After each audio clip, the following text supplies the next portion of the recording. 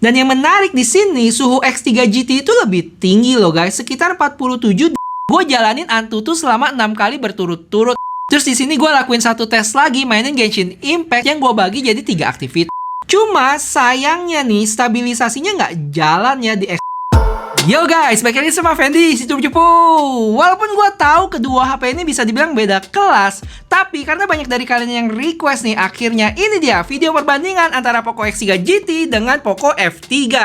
Di video kali ini gue bakal bahas mulai dari desain, feel, layar, performance, baterai, kamera, dan lainnya.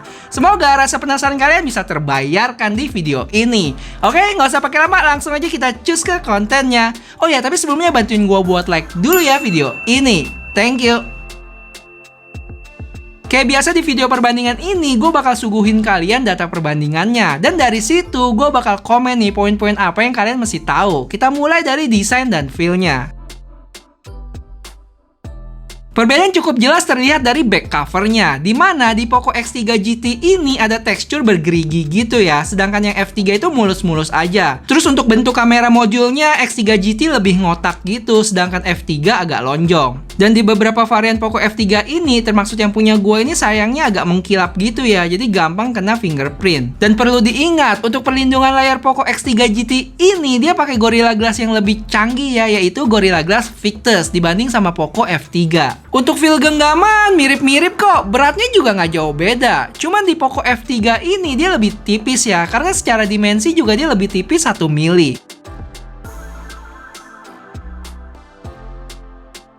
Lanjut kita ke bagian layarnya, di mana yang kelihatan di sini itu notch-nya Poco F3 lebih kecil ya dibanding X3 GT. Terus bezelnya F3 juga terlihat lebih tipis sedikit untuk bagian bawahnya. Habis itu secara teknologi, layar Poco F3 ini lebih baik dengan AMOLED-nya, yang mana dengan teknologi ini bisa dapat fitur Always On Display. Untuk tingkat kecerahan kalian juga bisa lihat di sini nih. Gua set sama-sama full brightness dan Poco F3 terlihat lebih terang dibanding X3 GT. Sama terakhir touch sampling dari Poco F3 itu adalah 360 Hz dibanding sama 240 punya X3 GT. Artinya tingkat responsivitas layar dari Poco F3 itu lebih baik saat disentuh.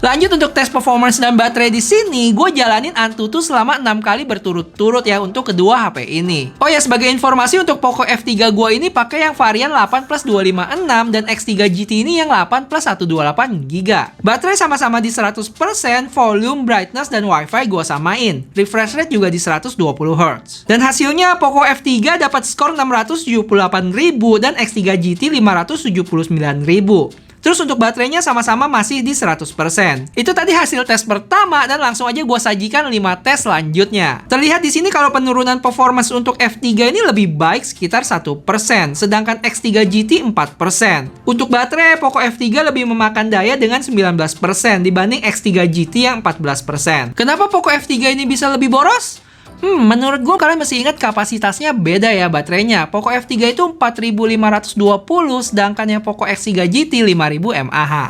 Untuk suhu rata-rata, Poco F3 lebih panas sedikit dengan 41 derajat Celcius, dan X3 GT 39,9 derajat. Habis itu gue lanjut streaming YouTube selama 30 menit dengan resolusi 1080p. Dan hasilnya F3 berkurang 3% dan X3 GT berkurang 4%. Tes terakhir gue recording video 4K selama 16 menit dan Poco F3 berkurang 6%, sedangkan X3 GT berkurang 8%. Dan yang menarik di sini, suhu X3 GT itu lebih tinggi loh guys, sekitar 47 derajat. Sedangkan F3 itu 39 derajat.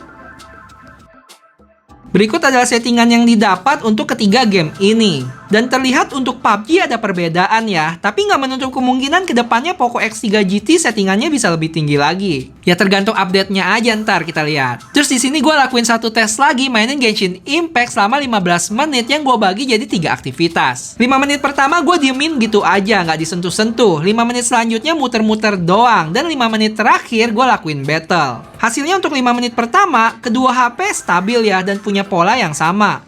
Terus 5 menit selanjutnya udah mulai bergejolak nih, dan terlihat kalau Poco X3 GT lebih di bawah dengan garis hijaunya. Oh ya, kalau kalian lihat ada turunan tajam di sini, gue sempat lakuin teleport untuk kedua HP ini. Jadi wajar ya. Dan 5 menit terakhir perbedaan makin kelihatan kalau Poco F3 rata-rata lebih di atas dengan garis merahnya. Total secara keseluruhan Poco F3 lebih baik dengan FPS rata-rata di 54, sedangkan Poco X3 GT di 49,8 FPS. Oh ya, game ini dimainin pakai settingan highest 60 FPS. Dari konsumsi baterainya di sini terlihat kalau Poco F3 memakan lebih banyak daya ya dengan 1600-an mWh, sedangkan X3 GT 1490 mWh. Terakhir untuk suhu, Poco F3 itu ada di 43,2 derajat, sedangkan X3 GT di 39,1. Emang pas dipegang langsung berasa perbedaan panasnya sih. Si X3 GT itu lebih mendingan mungkin karena bodinya yang lebih tebal kali ya, jadi dia bisa meredam panas lebih baik. Oke, video pertama kita coba kamera depan 1080p 30 fps dengan HDR-nya off di Poco X3 GT. Di Poco F3 gua cek nggak ada settingan ini ya, jadi mungkin udah otomatis kali. Di sini emang kelihatan kalau dynamic range-nya X3 GT nggak dapet, awannya kelihatan putih. Kalau dari sisi stabilisasi sih mirip-mirip. Oke, sekarang masih di kamera depan, cuman gua tes HDR-nya nyala ya di Poco X3 GT nih. Untuk F3-nya ini nggak ada settingan nyala atau mati HDR-nya. Itu tadi hasil suara dari mic kedua HP ini. Dan hasil video di X3 GT jadi lebih baik. Awannya jadi lebih jelas terlihat kayak Poco F3. Cuma sayangnya nih, stabilisasinya nggak jalan ya di X3 GT ini. Cukup geter. Terus untuk karakter warnanya mulai kelihatan di sini, di mana Poco F3 lebih ke cool dan X3 GT lebih ke warm. Lanjut ke kamera belakangnya 1080p 30 fps. Di sini karakter warnanya malah kebalikan. Poco F3 lebih ke warm dan X3 GT lebih ke cool. Tapi agak tipis sih perbedaan warnanya di sini. Apalagi kalau foto objek kayak bunga gini susah dibedainnya. Stabilisasi gue berasa lebih baik di Poco F3 dikit dibanding X3 GT. Gimana dengan 1080p 60 fps? Sangat disayangkan stabilisasi di Poco F3 ini nggak jalan ya, geter banget sih ini. Sedangkan di Poco X3 GT cukup oke. Terakhir buat 4K 30 fps untuk karakter warna sama kayak sebelumnya. X3 GT lebih ke cool dan F3 itu lebih ke warm yang kalau dilihat lagi kayaknya lebih ke ungu-unguan juga deh. Detail awannya juga sama-sama bisa ditangkap dengan baik untuk kedua HP ini. Plus stabilisasinya yang mirip-mirip antara kedua HP ini.